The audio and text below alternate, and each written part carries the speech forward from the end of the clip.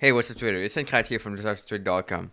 Now, a lot of people are looking at Forex trading and they're looking at a chart and they're just trading patterns. So they kind of know what they're doing. They want to trade patterns.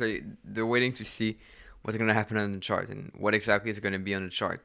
So they want to see specific patterns on the chart. So, like head and shoulders or stuff like that.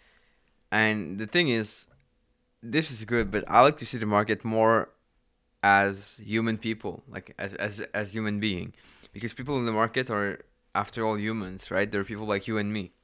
And so the way I like to look at the market is really to ask myself, what's going on in the market? Like, what are people thinking? What are people probably likely to do, basically? And this is how I go about every single decision I make in trading. What I do is I look at a chart and I'm asking myself, what's happening to the buyers? What's happening to the sellers? And who is supposed to be more aggressive at that point?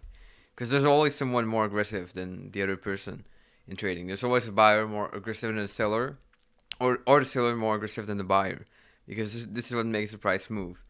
Every single time the price is moving, every single time it's increasing or decreasing, it's because someone is putting more pressure to buy or to sell some specific currency, basically.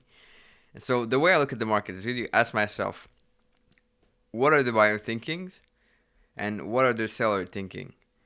So every single time I do this, and I'm gonna show you with an example how precisely I do this. So I just took a chart of Euro USD. It's a daily chart. I don't know what date it is. I think it's February. Cool. So what happened here is we had some sort of support and resistance. So this, some people would consider it as a head and shoulder.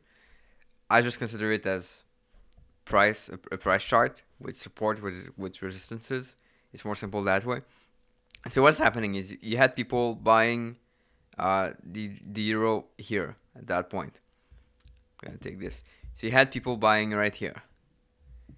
Now every single time someone buys, there's someone who's selling it at the same time. So you had the same amount of people selling it here and the same amount of people buying it at that point. Now people who sold the currency, the euro, at that point were kind of wrong. Well, we don't necessarily know whether they're wrong or not. They're just not. It's not just in their advantage right now because the price went up, and those people saw their profit like decreasing. So they saw either profit decreasing or they saw losses, basically. And now what I'm asking myself is, what are these people thinking? What do they want to do? Well, if people have been selling the market here, what they want to do is they want to get out as soon as possible because they're losing money. So they want to get out as soon as possible. And here they would be getting out with a loss. So they don't want to get out here. And then what they do is they want to get out at least at break even. And this is what happens here. They can get out at break even. The people who bought here, what they want to do is they want to get out as soon as possible with some profit. So they're going to get out probably around here. And so this is why the price comes down to the same point. At that point, people who were selling start to get out, meaning they're buying, and so the price goes back up. This is what happens. Now, let's see another example. What about here? So you have people buying and selling here.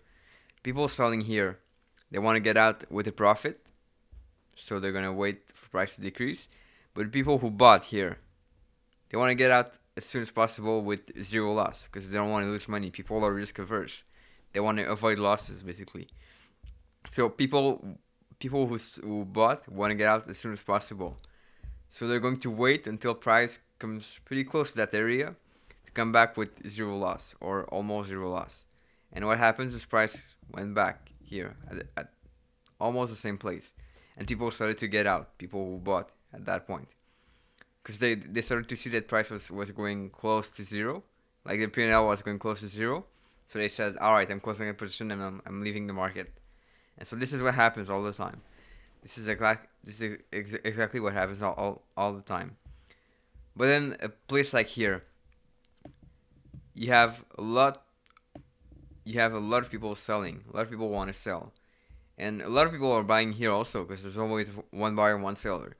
So people who are selling here, they're pretty happy because there's a big move in their direction afterward. But people who are buying, they just want to get out as soon as possible. But there's so much pressure, so much aggressivity from the sellers that people who bought just cannot get out, or they get out with a loss at some point. And so this is why there's a big move down. Every single time there's a transaction, there's a buyer and a seller. I've said it a couple of times right now. But the thing you have to realize is if sellers are more aggressive, then price will go down, and if buyers are more aggressive, then price will go up. So this is how it works basically.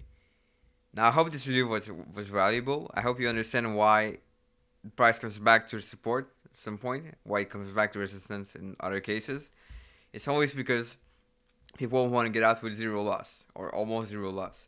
So as soon as the price comes back to where they bought or where they sold, they just get out, and the price goes in the opposite direction at that point. So it reverses that way. So if you like this video, just leave a comment below, or just get in touch with me. I really love to talk with people, love to talk with traders, and I want to see how I can help better. So email me, get in touch with me at DesireToTRADE.com, and I'll answer all your questions.